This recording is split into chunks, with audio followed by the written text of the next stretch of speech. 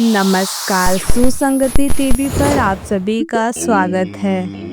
स्वामी विवेकानंद का जन्म 12 जनवरी 1863 को कलकत्ता में हुआ था। उनका बचपन का नाम नरेंद्र नाथ था। उनके पिता का नाम श्री विश्वनाथ दत्त कलकत्ता हाई कोर्ट के एक वकील थे और उनकी माता श्रीमती भुवनेश्वरी देवी धार्मिक विचारों की महिला थी। उनका अधिकांश समय भगवान शिव की पूजा अर्चना में व्यतीत होता था। बचपन से ही नरेंद्र अत्यंत बुद्धिमान होने के साथ साथ नटखट भी थे। उनके घर में नियम पूर्वक पूजा पाठ होता था। नरेंद्र के मन में बचपन से ही धर्म एवं आध्यात्मिक संस्कार गहरे पड़ गए। उनके मन में ईश्वर को जानने और प्राप्त करने की लालसा दिखाई देने लगी। ईश्वर के बारे में जानने की उत्सुकता में कभी कभी वे ऐसे प्रश्न पूछ बैठते थे कि स्वयं माता पिता और कथावाचक पंडित जी तक चक्कर में पड़ जाते थे। 5 वर्ष की आयु का होने पर उन्होंने नरेंद्र की पढ़ाई की व्यवस्था घर पर ही कर दी। नरेंद्र ने मन लगाकर पढ़ना लिखना भी शुरू कर दिया। धीरे धीरे उनके मन में ईश्वर को जानने की जिज्ञासा बढ़ने लगी।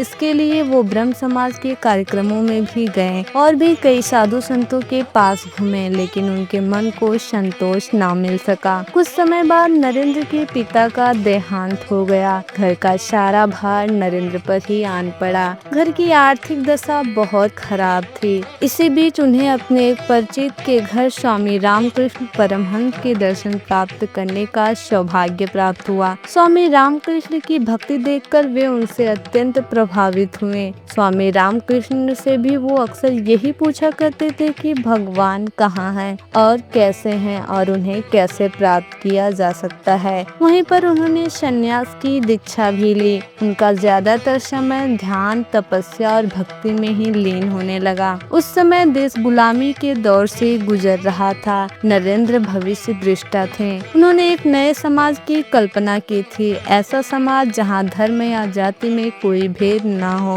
और सभी को समान भाव से ही एक ही ईश्वर के नाते पहचाना जाए। नरेंद्र को देश के युवकों से बहुत आशा थी और देश के युवा भी उन्हें बड़े आदर भाव से देखा करते थे। कई चमत्कारों और दिव्य विचारों से उनका जीवन भरा रहा। सन 1890 में नरेंद्र ने लंबी यात्राएं की। उन्होंने लगभग पूरे देश में भ्रमण किया। अपनी यात्राओं के दौरान वे वाराणसी, अयोध्या, अलवर, आगरा, वृंदावन जैसे स्थानों पर गए और इसी दौरान उनका नामकरण स्वामी विवेकानंद के रूप में हुआ। इस यात्राओं के दौरान वे राजाओं के महल में रुके और गरीब लोगों के झोपड़ों में भी। उन्हें समाज में जात पात के नाम पर फैली तानाशाही के बारे में जानकारी मिली। इन सब से उनको ये समझ आया कि यदि उन्हें एक नए विकसित भारत का निर्माण करना है तो इन्हें इन बुराइयों को खत्म करना होगा। सन 1893 में स्वामी विवेकानंद अमेरिका के शिकागो शहर पहुंचे। स्वामी विवेकानंद केवल एक संत ही नहीं थे, बल्कि एक महान देशभक्त, प्रवक्ता, विचारक और लेखक भी थे।